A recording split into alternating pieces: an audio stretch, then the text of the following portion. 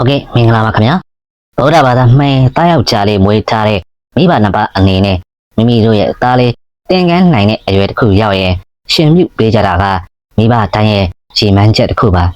ဟုတ်ကဲ့ရှင်ပြုပွဲတွေမှာပိတ်သိက်တင်မြောက်ရင်မိဘတွေကဘာကြောင့်ဟောကြတာလဲ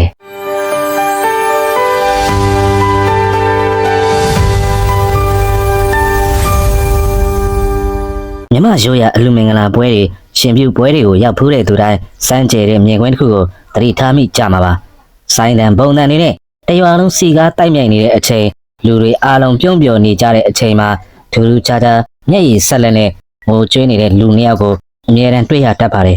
အဲ့ဒါကတော့တခြားသူတွေတော့မဟုတ်ပါဘူးအလူရှင်မိဘနှစ်ပါးပဲဖြစ်ပါတယ်ဒီမြင်ကွင်းကိုကြည့်ပြီးအချို့ကလည်းဝမ်းသာလုံးလို့ကြားတဲ့ပီတိမျက်ရည်လို့ပြောကြတယ်လို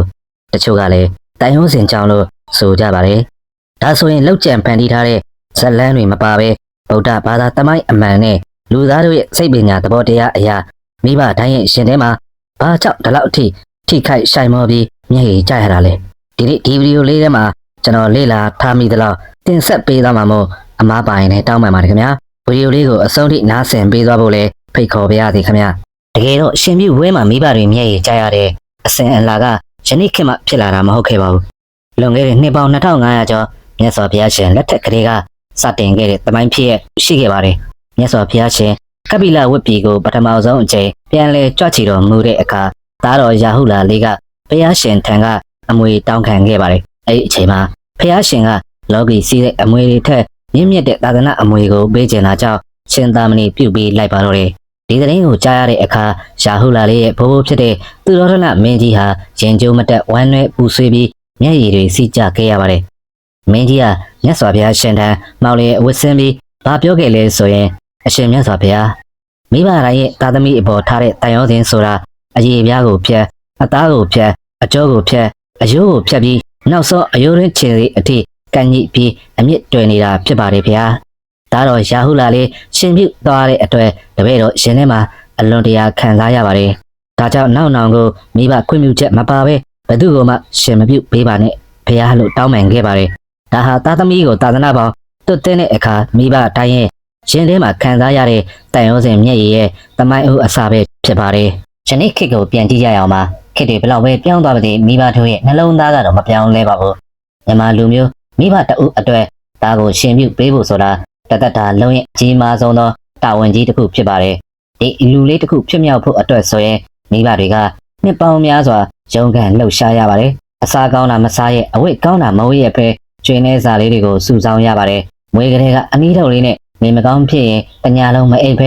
ပြုစုခဲ့ရတဲ့သားငယ်လေးအလိုလိုက်လို့စိုးတင်တိုင်းစိုးနေခဲ့တဲ့သားငယ်လေးဟာအလူနဲ့ရောက်တဲ့အခါမှာတော့စံချတင်ကန်းဝါဝါလေးနဲ့တပ်ပယ်လာတဲ့ရှင်သာမဏေလေးဖြစ်သွားပါပြီအဲဒီစံချတဲ့အချိန်တင်ကန်းစီးပေးရတဲ့အခိုက်အတန့်ကမိဘတွေရဲ့အသိစိတ်ထဲမှာသူတို့ဖြတ်တန်းခဲ့ရတဲ့ဘောဝခီကြမ်းကြီးနဲ့ပင်ပန်းမှုတွေအားလုံးဟာရှင်ထဲမှာတပြိုင်နက်တည်းပောက်ကွဲထွက်လာပါတော့တယ်ဗုဒ္ဓဘာသာဝင်မိဘတွေအနေနဲ့မိမိတို့ရဲ့တာရရနာကိုသာသနာပေါင်းသွင်းတဲ့ရှင်ပြုအလူပွဲတွေမှာဝမ်းနဲ့ဝမ်းသာမျက်ရည်ကျကြတာဟာမြင့်မြတ်ပြီးနှက်ဆိုင်တဲ့စိတ်လှုပ်ရှားမှုငါးချက်ကြောင့်ဖြစ်ပါတယ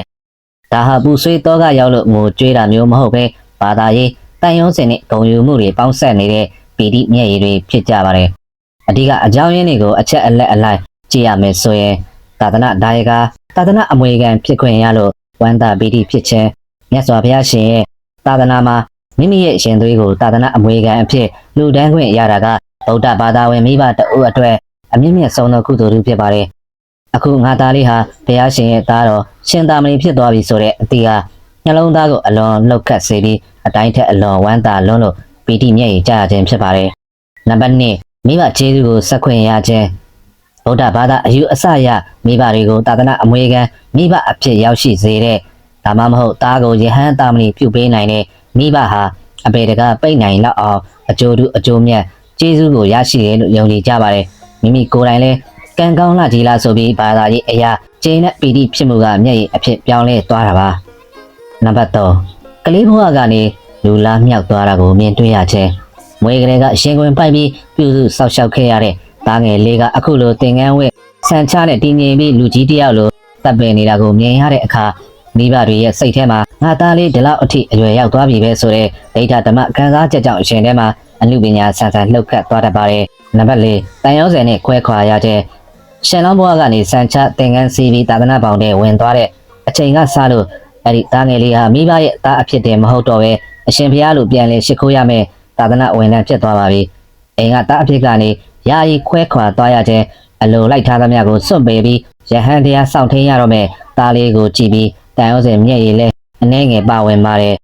နံပါတ်5မိဘများရဲ့ကြိုးစားအားထုတ်မှုအောင်မြင်ခြင်း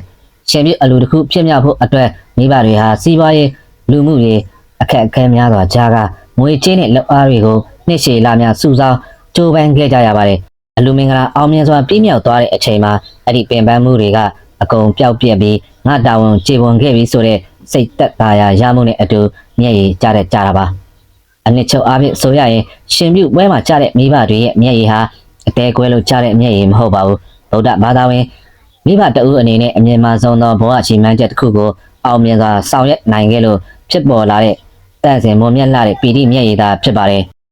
ဒါကြောင့်မလို့ပြိတ္တများခင်ဗျာရှင်ပြုပွဲတွေမှာမိဘတွေငိုကြတယ်ဆိုတာဝမ်းနေလို့ငိုတာလုံးဝမဟုတ်ပါဘူးလူသားတစ်ယောက်ရဲ့နှလုံးသားမှာဖြစ်ပေါ်နိုင်တဲ့အမြင့်မြတ်ဆုံးအတန့်စင်ဆုံးနဲ့အလက်ဆိုင်သုံးသောပီတိတန်ရောစင်ဂုံယူမှုတွေပေါင်းစပ်ပြီးကြလာတဲ့မော်မြတ်တဲ့မျက်ရည်ဆက်တွေပဲဖြစ်ပါတယ်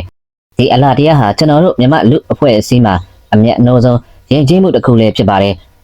ယနေ့ဗီဒီယိုကိုကြည့်ရှုပြီးတဲ့နောက်မိမိတို့ကိုလူလားမြတ်အောင်ကြွေးမွေးပြီးသာသနာအမွေလောကိအမွေတွေပေးခဲ့တဲ့မိဘနှစ်ပါးရဲ့အခြေသူတရားကိုပုံမအောင်မေ့တရေရနိုင်ကြပါစေကြောင်းဆုမောကောင်တောင်းရဲ့ယခုဒီတင်ဆက်မှုကဒီမှာပဲအဆုံးသတ်လိုက်ပါရစေခင်ဗျာကျေးဇူးတင်ပါတယ်ခင်ဗျာ